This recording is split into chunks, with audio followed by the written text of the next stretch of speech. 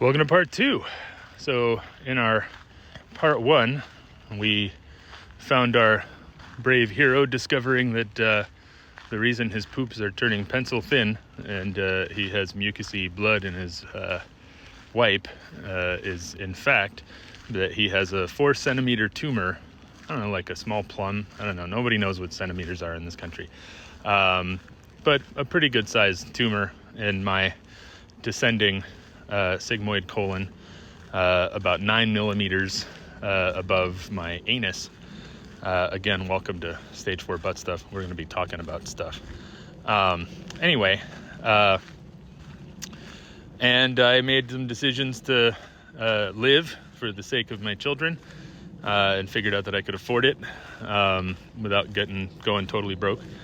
And now I was in the system. So once you get diagnosed, they form a tumor board, basically, of sort of an interdisciplinary team of different kinds of doctors and surgeons.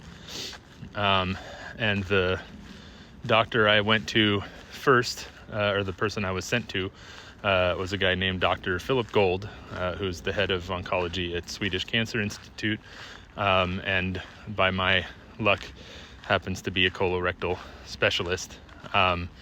So I went and met with Dr. Gold for the first time. Dr. Gold is very New Yorky, very direct. I grew up sort of 1 foot into that world, so I'm generally pretty comfortable with that. But our first meeting felt a little challenged. You know, I kind of walked in. I wasn't like emotionally very disturbed by the situation. There's an upside to having a pretty crappy upbringing, and that's dissociation. It's great. So when bad stuff happens to me, doesn't bother me at all. So, you know, I go in to see Gold, and he sits down and says, "Hey, in fact, he walked in, and the first words he ever said to me was, 'Hey, I'm Gold.'" And I was like, "Oh, okay, he's Gold." And he sits down and says, "Okay, so it looks like, you know, stage 4 metastatic colon cancer," which was the second time someone was pretty direct about that situation. Previously, there was a lot of, "Oh, it could be anything, we don't know," until we know. The first person was Carly Osk, who was the gastroenterologist who did my colonoscopy and endoscopy. I simultaneously got scoped from both ends. And which I'll add, get your colonoscopy. It really is no big deal. And stage 4 colon cancer sucks way, way, way more than a colonoscopy. And my favorite thing about this whole situation is that my boys, Ben and Sam, 9 and 14, they're going to get colonoscopies at 35 because it's 10 years before their father was diagnosed with colon cancer. So anyway, Carly saw me and I said to her, "Hey, so if there's something in my colon, given that there's stuff in my liver, it's stage 4. She's like, "Yeah, 100%. And when I woke up, she's like, "Yep, here we are, stage 4. So Gold says, anyway, stage 4 with mets to the liver, and there's a lot we don't know yet. We need to get more imaging. We need to do some more blood work. We don't know what options we're going to have." He just like rattled all this stuff off to me. He's like, "So the standard of care for stage 4 colorectal cancer is Fluorocell 5-FU mixed with an irinotecan or oxaliplatin, and with a biologic, something like Avastin or panitumumab." And it was like, it felt like he was launching into another language. And I remember he said, "I see here you're diabetic. Do you have any neuropathy?" And I said, "No, I don't have any neuropathy." And he said, "Okay, good. We'll get you some with the oxaliplatin infusions then." And I'm sitting there kind of taken aback, like, man, this guy's just like shooting words at me that I don't understand. And at the time I was a little off put by it. But in retrospect, I think the guy's a genius, because I was never going to understand any of those words. So why waste time, pulling apart what Fluorosil is, what leucovorin is, what, Avastin is. That would be a huge waste of our time. What we really need to talk about is treatment options, what we can do, what we should do. And basically he said, the next thing we need to do is get this more information. There's a clinical trial you could potentially participate in, but that's going to be dependent on the mutation type of your cancer. If it's a wild type mutation, non-KRAS, I guess it's called, then, you could be eligible for this study.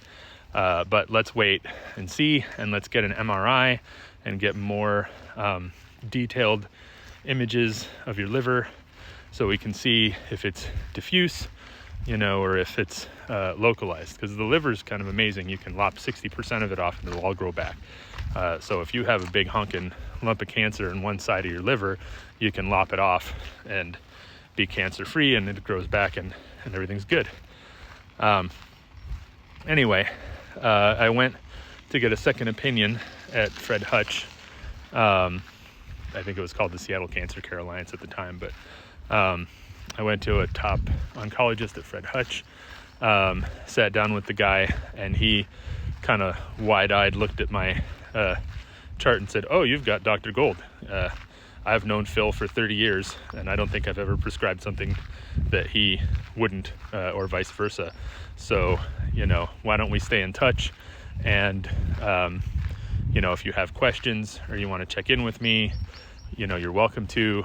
The other reason to stay in touch is sometimes Fred Hutch, being a learning hospital, has access to clinical trials that Swedish might not have.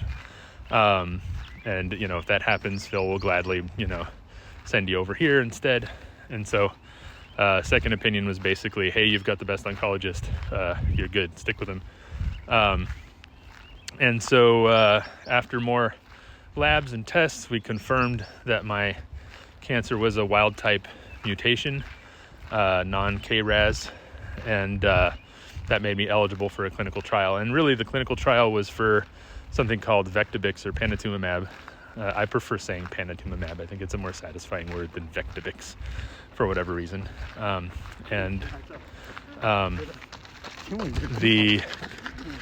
Basically Vectibix, panitumumab, was already largely becoming the standard of care because it's been so effective in battling these non-KRAS wild type colon cancers.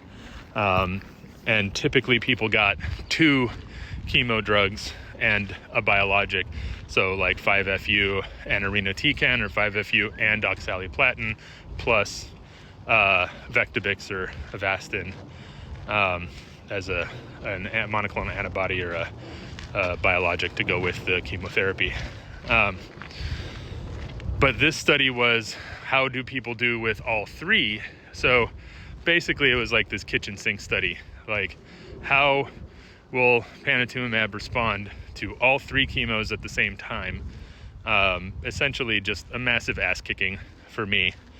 And I seem to recall telling Gold, well, I already talked to Sophie, my primary, and we've made a decision that we're going to fight this and try to get as much time as we want. I forgot to mention, in the movies, whenever you get cancer, everybody's like, this isn't a death sentence. In my case, I got lots of apologies from very established oncologists. In fact, when the imaging came back from the MRIs, Phil Gold walked into the office and he said, "Yeah, so your cancer, your metastases on your liver are diffuse and numerous. I'm very sorry."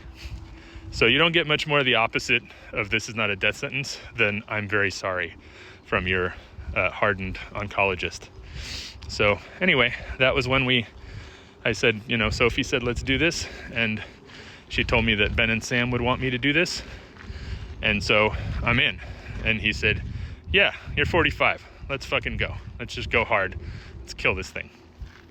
And, he said, I think I can beat that 5-year 15% number. But nobody's saying I'm cured or gonna be. But at least now we had a plan, and we were going to go forward with chemo. So I guess we'll start talking about chemo in part 3.